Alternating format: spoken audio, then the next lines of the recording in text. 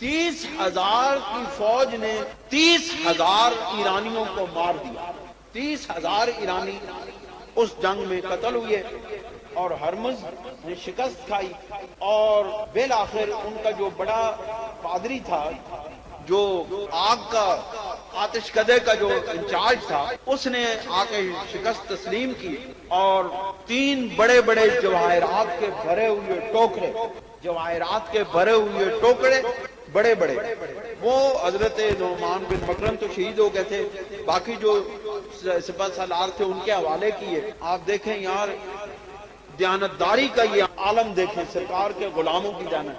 3 جواہرات کے بھرے ہوئے ٹوکرے، بالکل اس میں سے ایک موتی بھی کم نہیں ہوا، اور ہزاروں میل سفر کرنے کے بعد وہ مدینہ منورہ میں حضرت عمر فاروق رضی اللہ تعالیٰ عنہ کے بیت المال میں سپرد کر دیا گیا.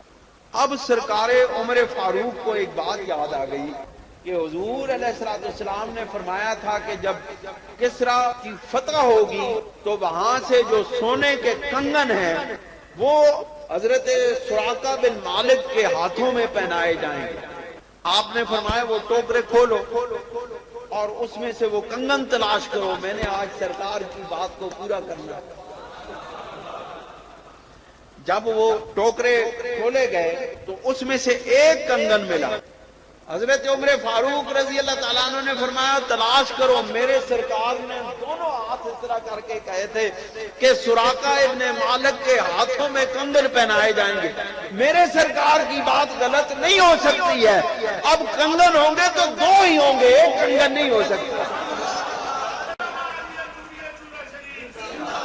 کتنا یقین تھا اپنے محبوب کی بات کا، کتنا یقین تھا کہ ہمارے محبوب کریم صلی اللہ علیہ وسلم کی زبان اطہر سے نکلی ہوئی بات ذرا بھی ادھر ادھر نہیں ہو سکتی.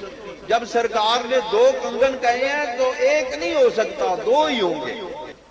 اچھا اب دیکھیں 2 تو کہے تو سوال یہ پیدا ہوتا ہے کہ ہو سکتا ہے ان کے دل میں خیال آتا ہے کہ ہو سکتا ہے اور بھی ہوں گے، 3 بھی ہوں گے، 4 بھی ہو سکتے ہیں، اور تلاش کرو. لیکن پھر آپ نے تلاش نہیں کیا، دوسرا ملا، کہا بات ختم ہو گئی، سرکار نے 2 ہی کہے. اب 2 سے زیادہ ہو نہیں سکتا. ایمان والے لوگ تھے، یقین کامل والے لوگ تھے، اللہ تعالیٰ نے ان کو عزتوں سے نوازا.